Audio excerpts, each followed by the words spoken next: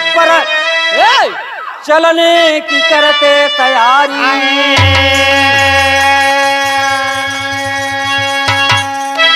जिसको शिक्षा देते हैं कल्याणकारी,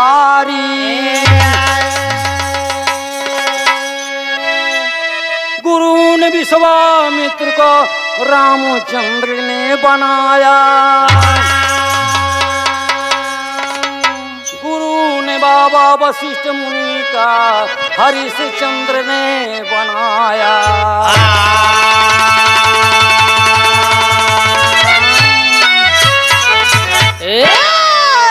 भैया तनी देखा गुरु जे करा थे तो जान बूझ के करे के चाहिए। कहन पानी पिए छान के गुरु करे जान के। अगर गुरु कुछ न जाने तो उस गुरु के कहे से व्यर्था है। ये विपत खलीफा है किताब देख के ना आएगा उतन बात समझा। लेकिन गुरु एक नगर में एक बसावन नाम का चोर था। वो चोरी करता था, रात भर चोरी करता था और जितना धन पाता है घरे आकर के ठिकाने लगा करके और नहा खा करके और बिस्तर लगा करके रोज सोता था। वो धन को लूट करके बिस्तर लगा करके रोज सोता था। एक दिन लूट करके आया सोना चांदी और बिस्तर लगा रहा था। तब ले एक साधु बाबा चिमटा बजाते दिव्य मूर्ति आए के पहुंच गए बसावन के द्वारे पर। बसावन के द्वारे पर भजन गाओ पहुंच गए, बिस्तर लगा रहे थे। कौन भजन? क्या गाते हैं?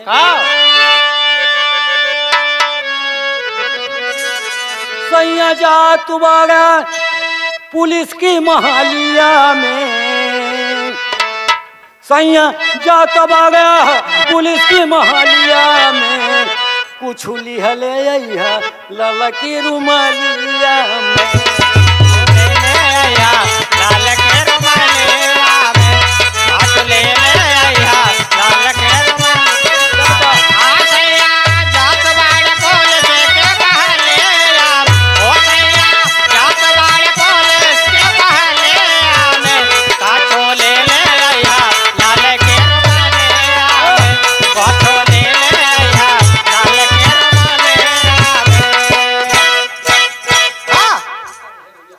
सूतल जीव का भजन से अरे जगावे बाबा जी और श्रीमन नारायण नारायण गावे बाबा जी।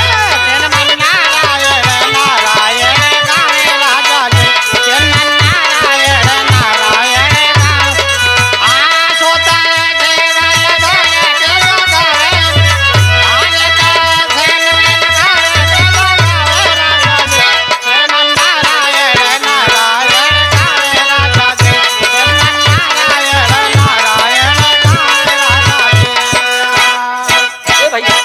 बाबा जी का गावत। हाँ नाम लई के काम कारा किसी का न डरबा, नाम लई के काम कारा किसी का न डरबा, नाम लई के काम कारा किसी का न डरबा। परदेसी का हाट ये किसी का न घरबा, हरे जय माधना किसी का न डरबा, परदेसी नहार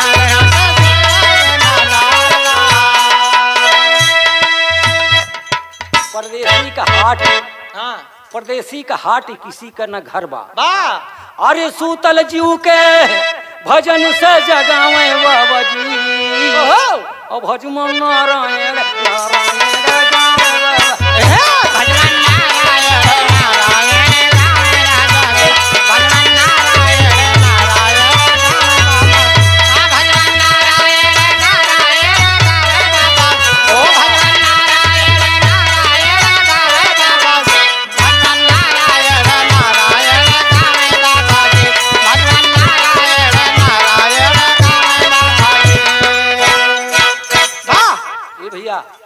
बाबा जी यही जब गा रहे थे तो खुश होकर के बसावन अपने पैकेट में हाथ डाला। मतलब खुश हो गया बसावन चोर, अपने पैकेट में हाथ डाला और 4 चवन्नी निकली। लेता रहा होगा सुरती फुर्ती खाने के लिए। खुश होकर के चार चवन्नी के 16 हानि। 4 चवन्नी 16 हाना। अरे बतलाओ मैं बाबा जी अब भजमन नारायण नारायण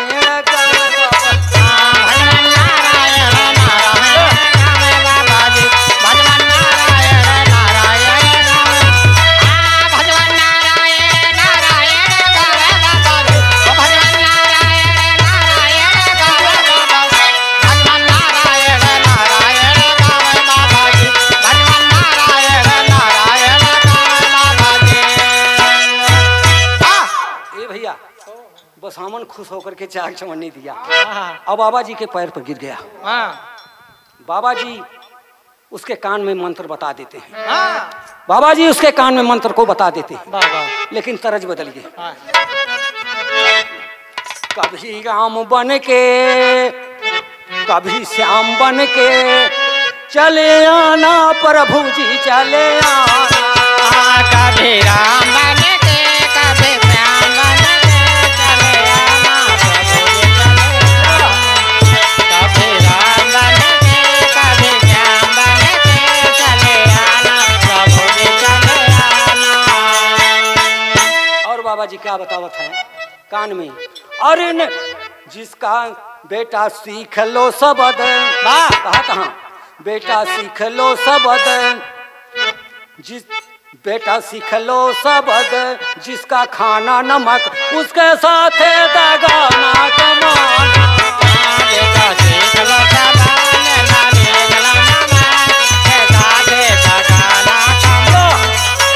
बेटा सीख लो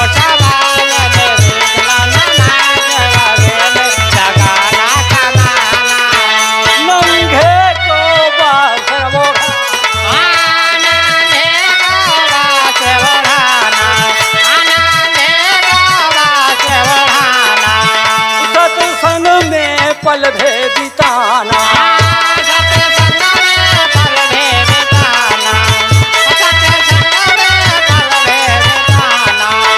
झूठ बोलना नहीं, झूठ बोलना नहीं, सत छोड़ना नहीं, जाके मस्ती में जीवन बिताना। झूठ बोलना नहीं, मन छोड़ना नहीं, जाके मस्ती में जीवन बिताना। झूठ बोलना नहीं, छोड़ना नहीं, जाके मस्ती में जीवन बिताना। ये भैया बाबा जी कहन जाओ परम सुखी रहोगे। 3-4 बात बाबा जी बताए।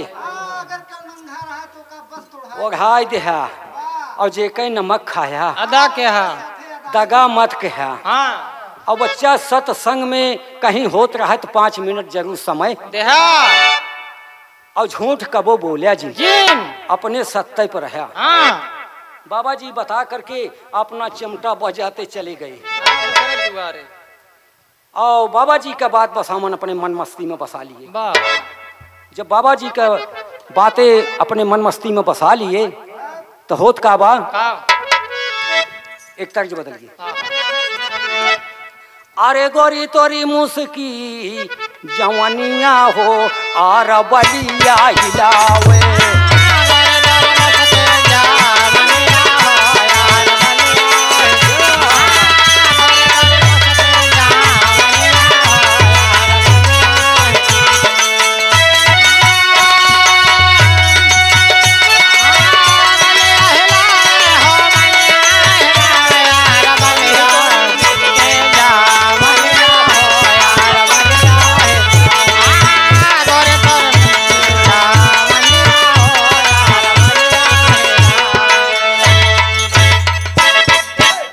तर्ज है राजमहल में किया जाके चोरी। राजमहल में किया जाके चोरी। राजमहल में किया जाके चोरी। राजमहल में किया जाके चोरी। राजमहल में किया जाके चोरी। सोना ये चांदी खूब ये बटोरी।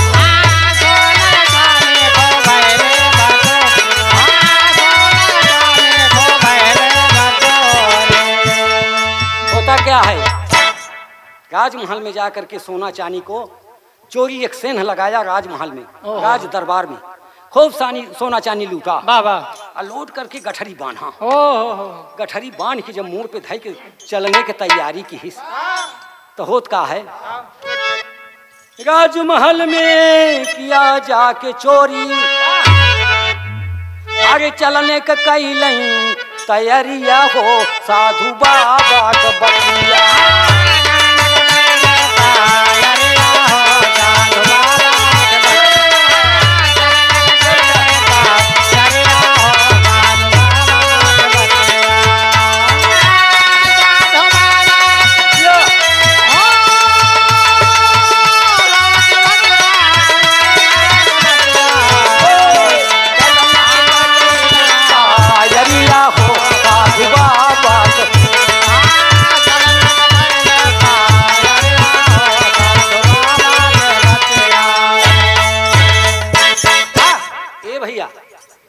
सोना चांदी बांध के जब तैयार हुआ चलने खातिर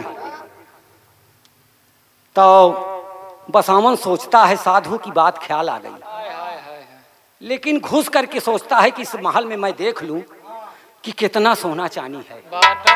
अगर हम जब देखने लगा तो कहता है कि अगर हम रात भी चोरी करब या 1 महीना तक चोरी करब तो हमारा काम चलता रहेगा। हैं यही घूम करके देख रहा था। जो घूम करके देख रहा था तो दरवाजे से ओसारा की तरफ जा रहा था, एक सुगंध बड़ी भारी महक आ रही थी। जब बड़ी भारी महक आ रही थी तो क्या था, कहाँ से महक आ रही, वो खोल के देखता है तो रसोई घर था। तरह तरह का मेवा, तरह तरह का मिष्ठान पकवान सब उसमें बना करके रखा था। रात समय में देख करके उसका मन बहक गया, लेकिन तर्ज बदल गई।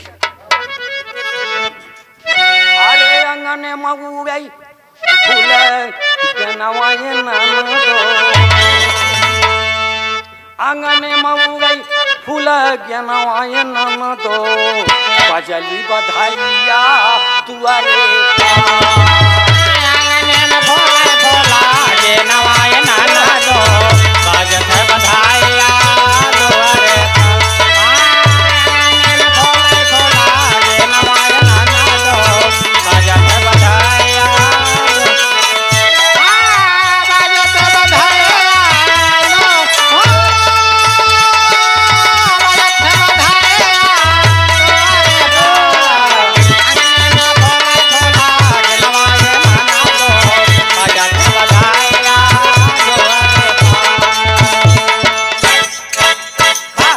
क्या है। आरे घुसले बसावन भोजे नालेदारी मानुआ, तारा साल मानवा भोजनवा बरे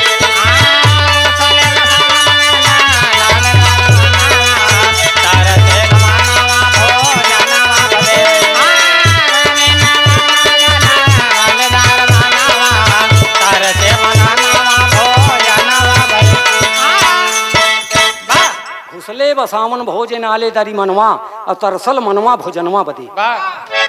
यही बसावन घुस करके उसके मन बहक गया, लेकिन क्या करता है, अरे थोड़ा खीर खाई लियो पूरी तरह का,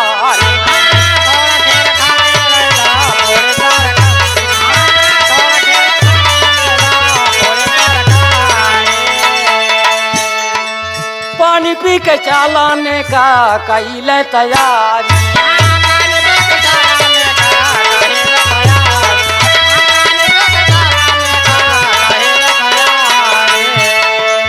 साधु जी का बातिया का आईगा धियानवा, तारा साल मनावा भोजनवा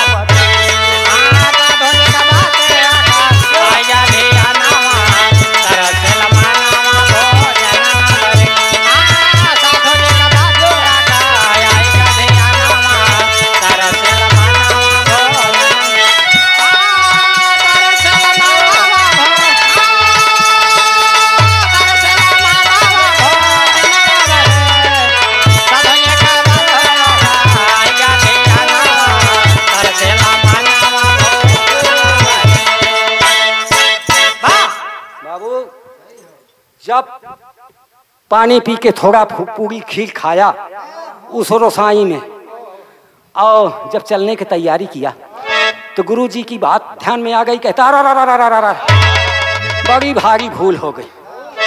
हमारे गुरुजी कहे हैं कि जिसका नमक खाया उसके साथे दगा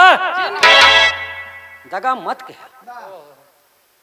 बसावन यही सोच करके एक बरामदा था, उस बरामदे में जा करके गठरी रख करके और चादर ओढ़ के सो जाता है। जब सो जाता है टेक्थे तरज बदल के बाबू अपना त राजा गईले पुरबू बनी जिया खोसी हो गईले ना, एका सुगाना खेलवाना खोसी हो गईले ना, एका सुगाना खेलवाना खोसी हो गईले ना, एका सुगाना खेलवाना खोसी हो गईले, एका सुगाना खेलवाना खोसी हो गईले ना, एका सुगाना खेलवाना खोसी हो गईले ना, एका सुगाना खेलवाना खोसी हो गईले ना। और क्या कहा था? हाँ सुगना खाने का क्या मांगत बा? खाने का मांगई सुगना, अरे दूध भाता सोने के काटोरिया सूतई का मांग, हमारे राजा कैसे जारिया सूतई का मांगना, कैसे जारिया हमारे राजा कैसे जारिया सूतई का, हमारे राजा कैसे जारिया सूतई का मांगना, हमारे राजा कैसे जारिया सूतई का मांगना, हमारे राजा कैसे जारिया सूतई का मांगना।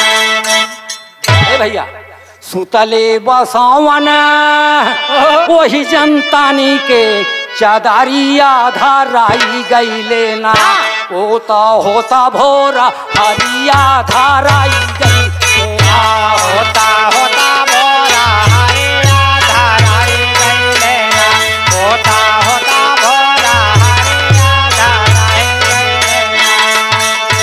भैया बिहाना भे पेश भैले, अरे राजा जी की कचेहरिया सुनाई दिहले ना, ओ तो सच सच जी करिया सुनाई दिहले ना, वो तो सच सच बेकारिया सुनाई दिहले ना, वो तो सच सच बेकारिया सुनाई दिहले ना।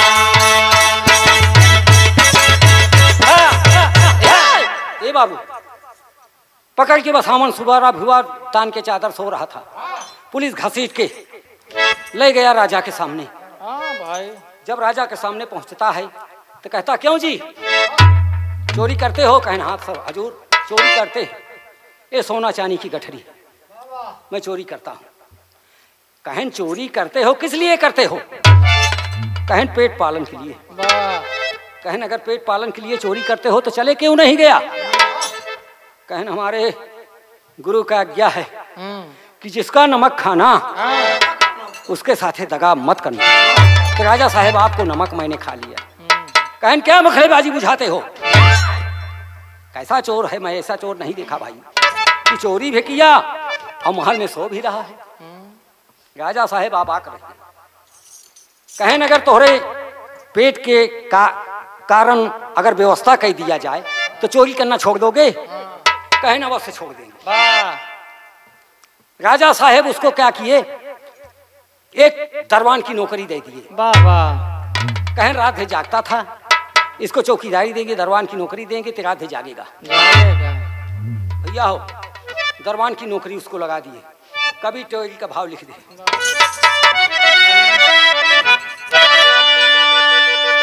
अरे समारे साधु बाबा के बतिया,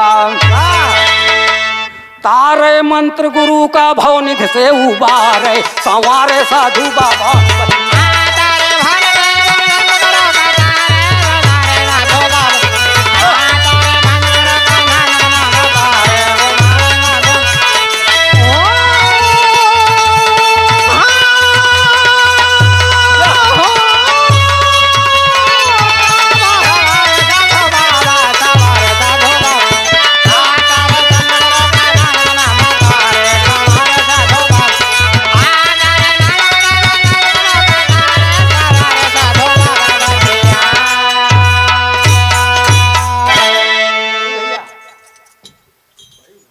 किया दरबान की नौकरी रहने लगा।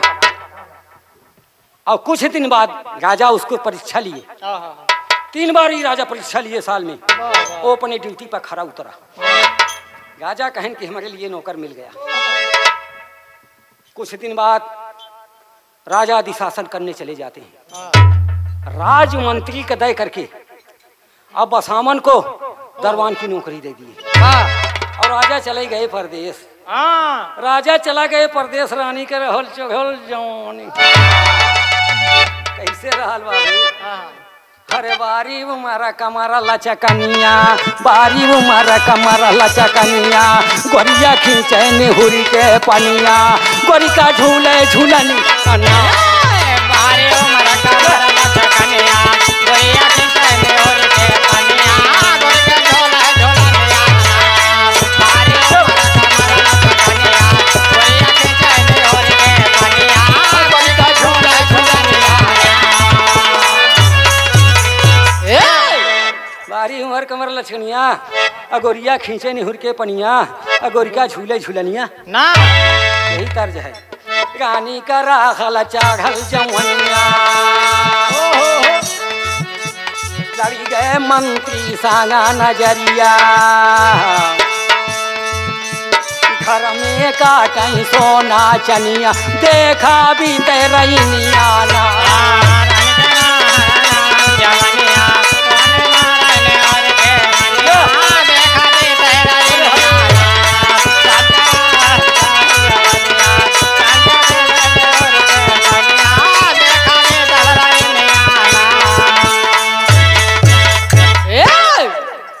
रानी मंत्री से इसको फरमावे लगी।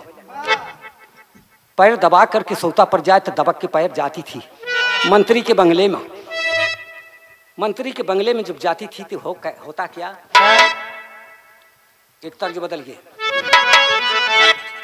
खटिया के नीचे घूसल चोरावा, सासू तानी कारा नाया जोरावा।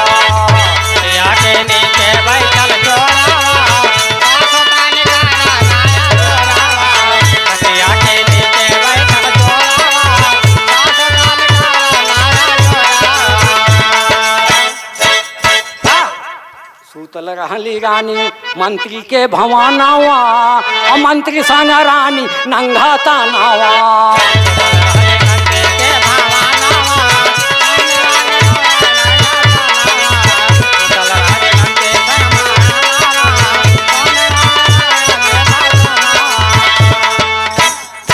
बाबू होता क्या है?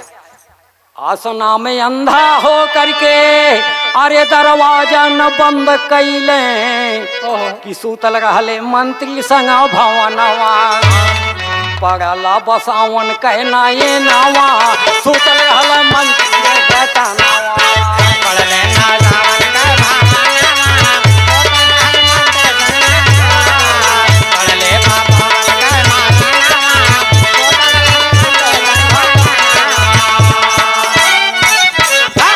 ए बाबू मंत्री के संग एक समय पागल हो करके भूल गए कि मारे उन्होंने बंद के और दोनों प्राणी अंधा में हो करके आगे दोनों लपटैले,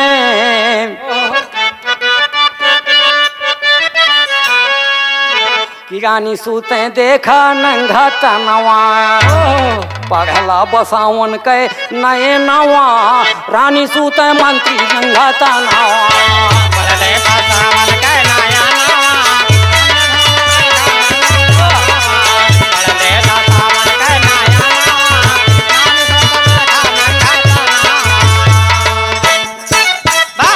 ए भैया राजमहल की तरफ घूमने गया था दरबान बसावन। जब राजमहल की तरफ घूमने गया तो देखा दोनों नंगा सो रहे थे। बसावन जाकर के अपनी चादर को उठा देते हैं और चादर उठा करके बसावन चल देले। जगले जब रानी मंत्री अरे धक धक करई करे जा, अरे चादर गए पहचानी हो, अरे होत भोर बसावन का बनहबऊ बैतनवा नंगाबा, होत भोर बसावन का बनहबऊ बैतनवा नंगाबा।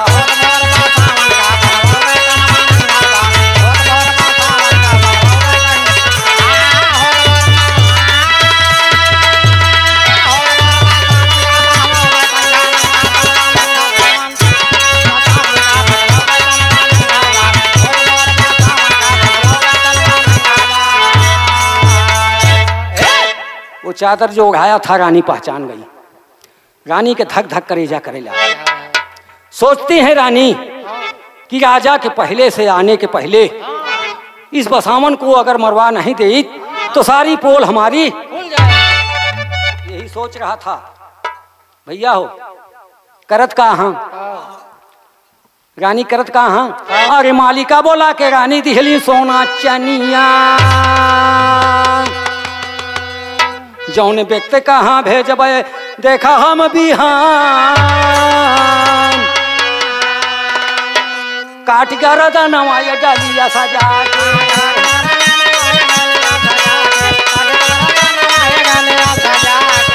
फूल ढाक के ले आई मेरे पास काटे खून नहीं पीटे रानी छतिया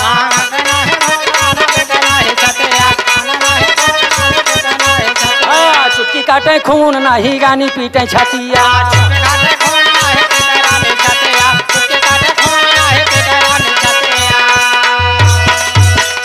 भैया माली का बुलवा के रानी खूब सोना चांदी दी और माली से कह दी कि जौने व्यक्ति का हम सवेरे भेजब उसका मूड काट के डलिया में सजा करके हार फूल से ढक के हमारे पास ले आना। माली सोना चांदी पाई खुश हो गया। कहता है ठीक है हम सोना चांदी की दौलत पाए हैं जो हमारे पास आएगा सुबह उसका हम गर्दन काट लूंगा। लेकिन भैया हो होत का बा देखा बसावन को बुलवा के करत का हाँ कि जाओ मालिक यहाँ एक फूल माला ले आना है। एक दिव्य पूजा हमने करने वाली है। बंद करो। ए भैया कहें हम फूल लाए पूजा करे वाली है। अब बसावन चोर को भेज दी। बसावन चोर तैयार हो गए। कहें रानी आज्ञा का पालन है हम तो करेंगे। लेकिन भैया आल्हा लग गया।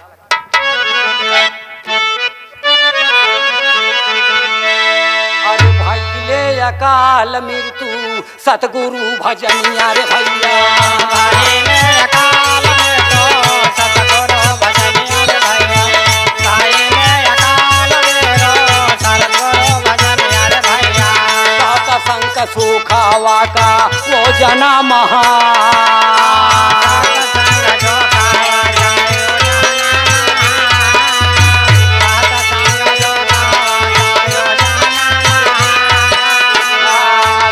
हत्या पाप छिपे ना छिपौले रे भैया तोहरे हाथ पाप छिपे ना छिपौले रे भैया तोहरे हाथ पाप छिपे ना छिपौले रे भैया पानी बांधवा वे चली मंत्री का जान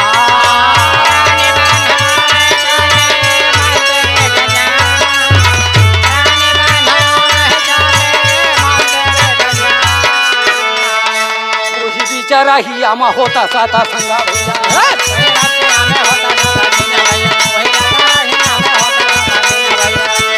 भैया बसावन साता संगा में है जा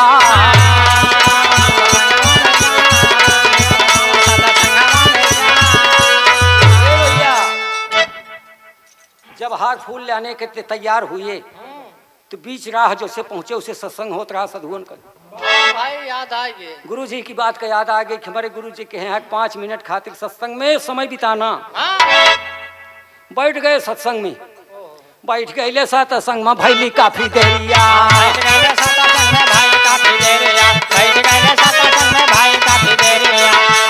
रानी आखा मानवा मा गैली घबरा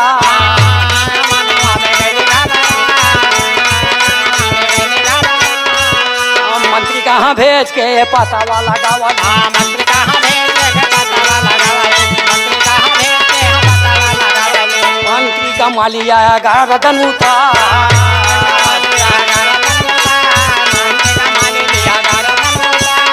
फूल ढाक के ले आवे डलिया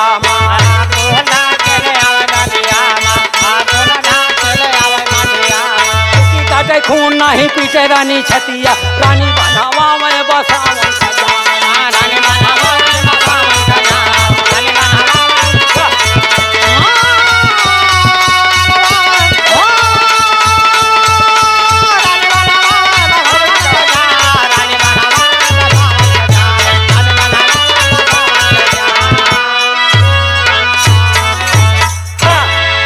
बाबू सत्संग में बैठ गया, काफी देर हो गई। हाँ रानी घबराए कि मंत्री के भेजी पता लगावे खातिर।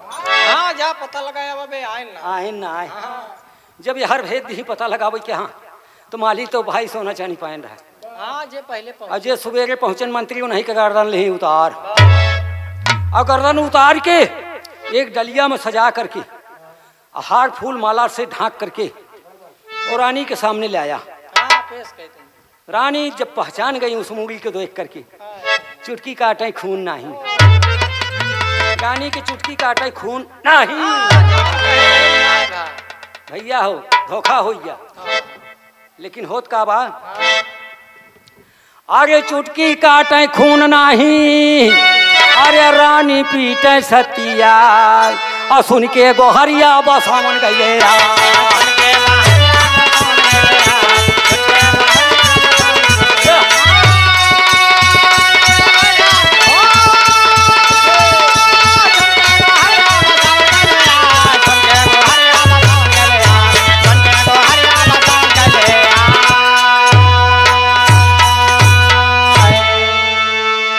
गुहार रानी छाती पीट के रोए लागी। बसावन चोर आके पहुंच गई। अरे कुदरत का माया, अरे राजा भी आ गईले और सच सत बचावन देखा कईले पाया।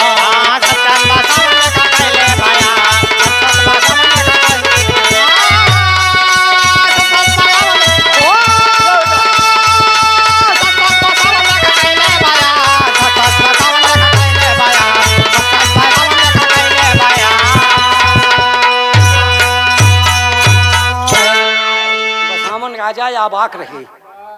राजा अबाक रह गए कि मंत्री क्या बात है। बसामन बोलता है राजा साहब गर्दन तो मेरी कटने वाली थी। लेकिन इनके कट गए। गर्दन मेरी कटने वाली थी लेकिन मंत्री की गर्दन कट गई। उल्टा हो गया। राजा कहन की वाह। जा राजा सोचते हैं और बसामन बता रहा है पता लगाने का मंत्री का भेजा और पहले भेजा था मुझको। मैंने सत्संग में बैठ गया, काफी देर हो गई और मंत्री का पता लगाने के लिए भेजा रानी, इसलिए मंत्री के गर्दन कट गई। बात आईना के तरफ साफ हो गई। ए बाबू बात एकदम साफ हो गई। राजा अबाक रह गई। लेकिन होता क्या खाई जहर रानी मर गईली। अरे राजा छोड़ चले राजधानी संवारे साधु बाबा कहे बतिया। तारे मंत्र गुरु का भवनिध से उबारे संवारे साधु बाबा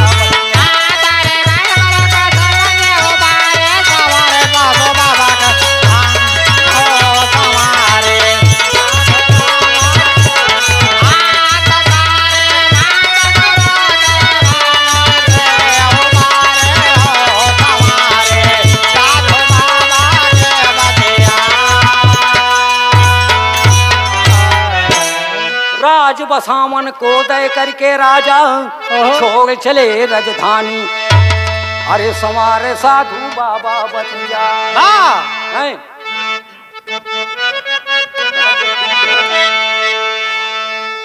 ए भैया राज बसावन को दे करके अरे छोड़ चले राजधानी। खोजे सतगुरु सरनिया उबारी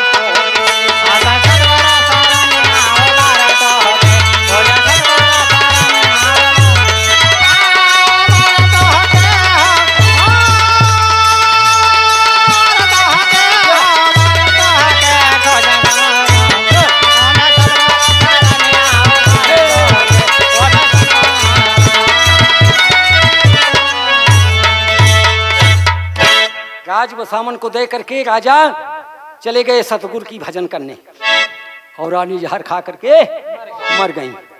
लेकिन होता क्या है गुरु बिहारी गुरु मंगल ने भय लिखे नया नया तराना। अरे संवारे साधु बाबा के बतिया गाँव में भी बतला ले मैहर के मैरिया। संवारे साधु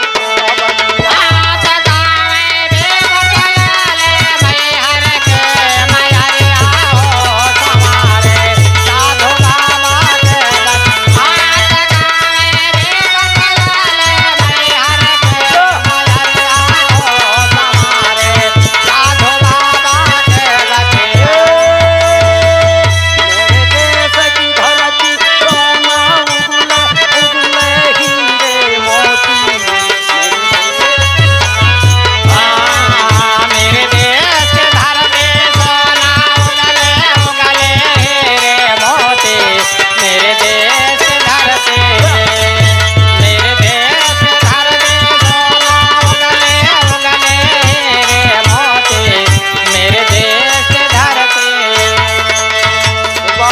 सतगुरु भगवान की जय।